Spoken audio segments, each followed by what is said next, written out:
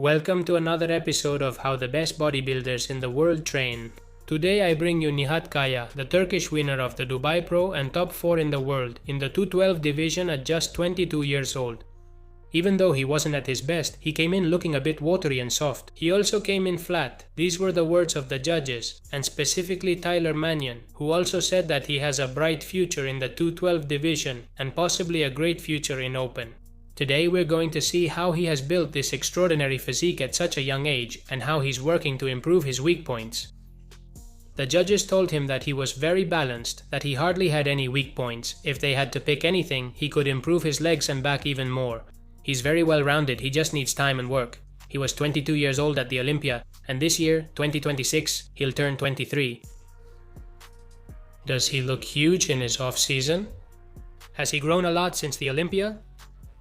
His back is full of stretch marks like a zebra. Is he bursting because he's growing? And how much he's grown since he was 18 I can't even tell you. Let's go with his training, starting with his split. I haven't been able to find any information, but I've been looking into it and I see that it varies quite a bit. Sometimes he does a full leg day, other times he splits it, sometimes he does back and biceps, chest and triceps, basically push and pull. With this exercise my brain isn't braining. But other times he changes it and does back and triceps or chest and biceps, shoulders and triceps. By the way, this exercise is the nut pincher.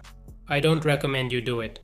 Unless you're into that kind of thing, of course. It's curious how much he changes his routine. I'll analyze his back workout and then we'll continue with legs, which is what he needs to improve.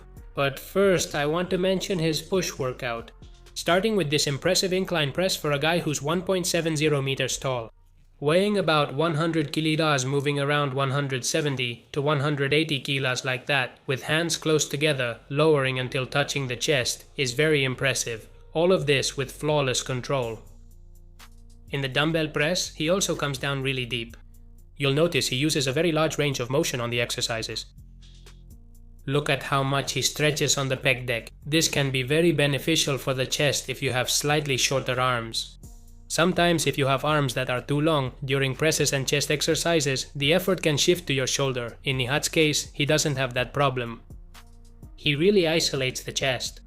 He does between 6 and 12 reps, with a controlled tempo and very good technique. But let's move on to back. I'm going to show you exercises from different days, not the same one. But in general, he usually does between 6 and 7 back exercises, of which about 5 are compound movements and they are vertical and horizontal pulls. I want to show you this chest supported row, where you put a little cushion for more comfort. Great idea, I'm stealing that. I'll bring my sofa cushions to the gym.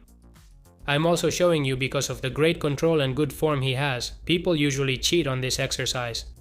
He also goes pretty heavy on it, doing between 6 and 8 reps. On the pull downs, he also has great control and good technique. He always prioritizes the stretch, maximum muscle stretch, with a controlled tempo without being too slow, something in between. What is consistent is an almost perfect technique in any exercise. He does two-handed work, one-handed work, you'll see that on leg day too. Remember, I told you 7 exercises on back day. Besides these 5, he also adds a pullover for lat isolation. And he also adds this exercise on the chest machine, but in reverse to work the rear deltoids and some trapezius. Very complete. How many sets per exercise? We don't know, maybe 2 to 4. Let's move on to the leg workout. I've seen him lift really heavy on the leg press. Honestly, he puts on a lot of plates. He likes to start his workouts with a strength-focused exercise, where he increases the weight and gets stronger. The rest are a bit lighter. And I want to focus on these leg extensions because I think we can get a lot out of them. I haven't done leg extensions in years, but when I used to do them, I used the same trick that Nihat is using, and it's really good. Put in a cushion, a mat, something that makes the machine less restrictive, that stretches your quadriceps more. Increased range for this exercise in a simple way. Additionally, he holds on tightly with his hands for more stability. He could even add a belt, but he doesn't just extend his leg, he also lifts it slightly. Because the rectus femoris crosses the hip and this way it hits it more. And on top of that, he's slightly leaning back to give it a bit more stretch. Look at how explosive the concentric is. Control on the negative. And also, what intensity, with a couple of partial reps, a very effective set. He's also doing unilateral exercises like this leg press, which he then switches to doing with both legs. This way, he's making sure both sides are equal and symmetrical.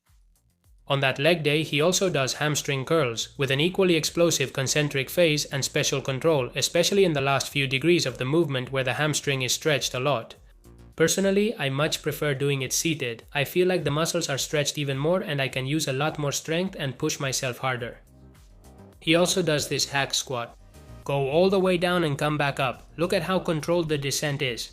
He goes really deep and pushes almost to failure. As you can see, Nihat doesn't usually go to failure, not even with partial reps. Only on rare occasions. Normally he stops 2, 1 or 0 reps short of failure. It's a medium to high intensity for a bodybuilder at this level. In his next session, he'll likely focus more on hamstrings during leg day. This time he targeted the quadriceps and did some adductor sets on the machine.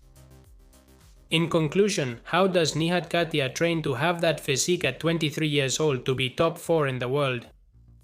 Well, in this case I would say it's great. He's coached very well. It's not just genetics, although that helps too. In Nihat's case, it's also about hard work and doing things the right way. He also has Patrick Tor in his corner, who is a good coach. Let's go, let's go. I would say he trains each muscle group with a frequency of between 1 and 2 times with medium to high intensity, going from 3, 2, 1 to 0 reps from failure. He usually doesn't train to failure. He often does 5 to 7 exercises per session, with 2 to 4 sets each. Let's say he trains with moderately high volume without going to extremes in either volume or intensity. It's a pretty balanced workout. His technique is very good in everything, it's spectacular. He does the exercises quite well, he really likes to stretch the muscle, move the weight a long distance, and he doesn't like partial reps.